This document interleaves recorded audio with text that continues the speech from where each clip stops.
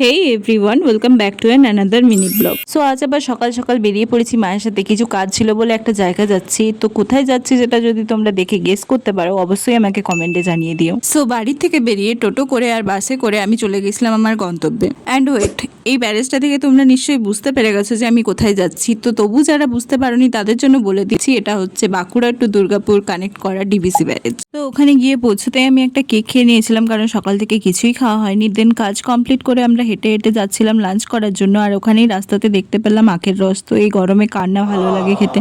তো এক গ্লাস করে আখের রস খেয়ে আমরা চলে গিয়েছিলাম লাঞ্চ সারতে। আজকের লাঞ্চে ছিল ভাত, ডাল, দু রকমের তরকারি, চাটনি আর পাঁপড়, আর সাথে মাছও নিয়েছিলাম, যেটা টেস্টটা ওকে ওকে ছিল, আমার খুব একটা পছন্দ হয়নি। তো ওখান থেকেই কোনো রকমের লাঞ্চটা কমপ্লিট করে আমরা চলে যাচ্ছিলাম বাস ধরার জন্য।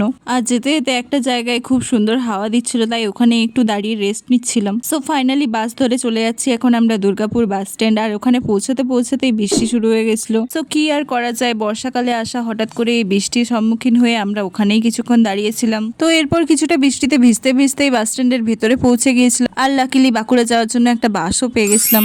আর এই বৃষ্টির ওয়েদারে মা আমাকে কিছু জিনিস কিনে দিয়েছিল, আর সেগুলো খেতে খেতেই আর ভিউ দেখতে দেখতে আমি চললাম বাড়ির উদ্দেশ্যে। সো আপনাদের যদি ব্লগটা ভালো লেগে থাকে অবশ্যই চ্যানেলটা সাবস্ক্রাইব করে যাবেন, এন্ড একটা লাইক দিয়ে অবশ্যই পাশে থাকবেন। তো টাটা।